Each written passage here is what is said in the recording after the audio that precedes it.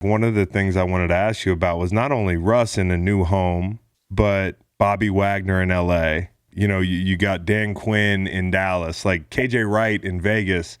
These are all, that historic group of defenders from your era in Seattle, the LOB era. And it's crazy when you retired to see your friends like disperse. Yeah, it's like, damn, that thing just doesn't exist anymore. How weird is that? It's super weird because everything has a shelf life. I never thought that I'd see Russell Wilson in another jersey. Just the fact that what he meant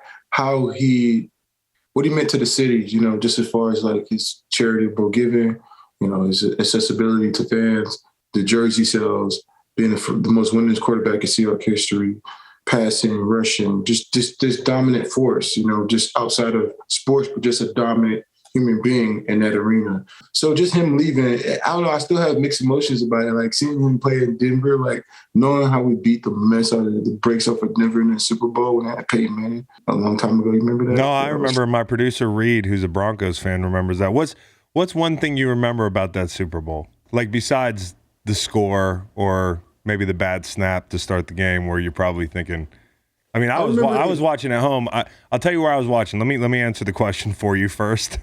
And break a podcast rule. I was sitting in a hotel room in South Beach drunk, hating you guys, watching that game. And as soon as the fucking snap went over Peyton Manning's head to start the game, I was like, damn it, they're going to win the Super Bowl. The biggest moment I think of the Super Bowl was not even the game.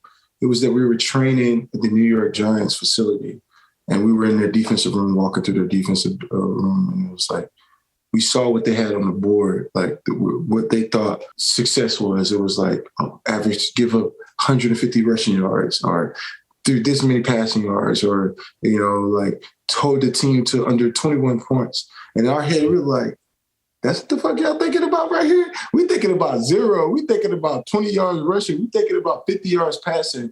And I knew we were different because that was the inside of what other people in the league and what their standard was. And I knew our standard was completely different. And I knew when we played them, it'll be different because they hadn't seen anything or somebody who had that attitude that didn't want to give up anything.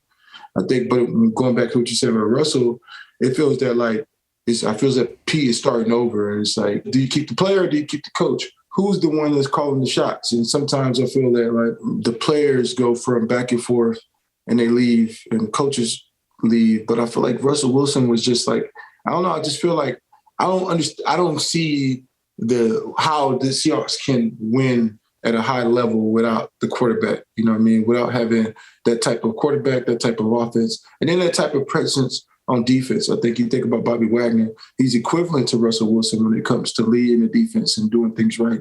So not having Bobby Wagner just seems so different to watch the Seahawks. It's like watching, somebody impersonators do Temptation songs and dances or watching a Michael Jackson impersonator. Yeah, but Bobby, I feel like losing Bobby was definitely a hit. I know, but it's like linebackers. The linebackers have like they have a time frame similar to running back sometimes where it's like they can lose the step pretty fast. But I feel like Bobby pretty much kept longevity, even though his cap number was super high. I still think the impact that Bobby brings to the defense and the leadership that he brings to the defense is definitely something that I probably would have kept around when you talk about bringing in a young team and not having any true leadership on defense. Let's talk about Jamal Adams, and he didn't play very much. And there's definitely some critiques out there as far as coverage and being able to make big plays when the plays are being needed. So I feel like Bobby was a big playmaker and also a great leader. And I think just given that when a defensive back is the leader of the team, it kind of changes the philosophy of the team. I think when you definitely, it's nice to have DBs to be leaders, but it's also great when you have your front being the leaders of the defense because they're the ones who are in the trenches and they're the ones who are driving the league and driving the game. It's interesting because I think about Pete Carroll. This is the first rebuild he's had to preside over in a long time. And that takes a different skill than keeping something rolling, right? Like to rebuild, to start from the ground up. Because like you said, when you part ways with your two quarterbacks, Bobby Wagner and the quarterback, you've got to kind of figure out who you are again. And I wonder if that's tough. Can you see Pete Carroll in that role? Do you think he's a guy who can rebuild something? I mean, because that takes a different. He's older, Part of that is you get rid of some of your leaders. I don't know if that's the worst thing either if you're starting to rebuild because you got to start over, right? And if you got guys who have been there for 10 years and like, this is the way we do things, this is the way I want to do things, then you're not going to be butting heads with Bobby or Russ. You can just start over the way you want to start over. That's true too. I think that's every dictator wants anybody who's challenging the dictatorship to be shot and brought into the middle of the street and reminded of this is what happened. Or sent to the LA Rams. But the LA Rams is actually a great team for No, Bobby. I know. I'm like, he ended up on top.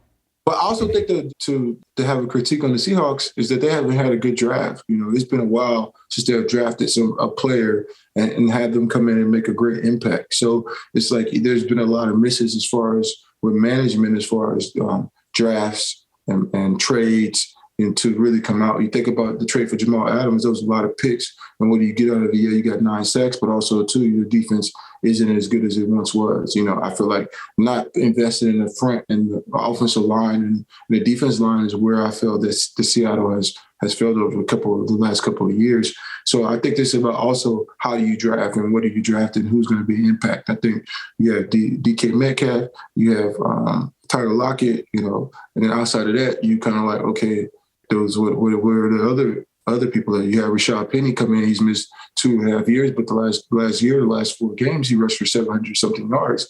So he's a great player, but at the same time, what are you going to do about drafting those people to be those stalwarts, you know, those people who are forever to lead it? You know, your Aaron Donalds, your Joe Burrows, those people that changed your program. We can't say that we saw that with Seattle yet, you know. So nothing against Drew Lockett, but man, me and Drew Lockett about the same when it comes to quarterback and wins right now. You know what I'm saying? Like, no, Drew Lockett. I wondered when they let Bobby go, the way it went down. I never asked you, like, were you surprised by that? Well, I'm not surprised because I think every player comes into a point where their tenureship with the team is over. You know what I'm saying? So it happened to Tom Brady. So it's like if a made man can get touched, we all can get touched. You know what I'm saying? So at the end of the day, everybody has their shelf life and it ends up. So I'm not surprised that they got rid of Bobby. They were but the way they did it, because they didn't, you know, there was some discrepancy on the communication. Like, you know what I mean? That's the player's fault. That's the player's fault because at the end of the day, if you're a player and you're thinking that can I cuss?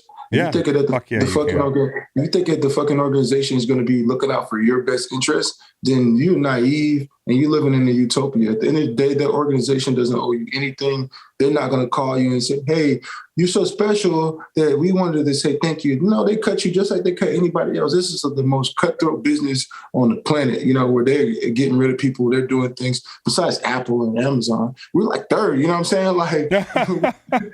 We're third and cutthroat, you know. So like, you know, there's always a lawsuit against the NFL. There's always a lawsuit against teams. You've seen it. You've seen where guys have been injured and teams have, you know, you tell young guys if you're injured, stay injured. You know, they go out there. Oh no, the team wants me to play. And the trainer gets you to go out there and run. And as soon as they catch you on tape and run, they cut you. So it's like you know how dirty the NFL could be when it comes to how they get rid of people and having the cap hits. You know.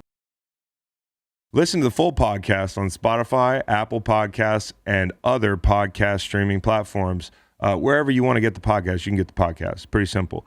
New episodes every Monday, Wednesday, and Friday. Don't forget to like and subscribe for more content. Podcasts get pretty wild. This is real tame.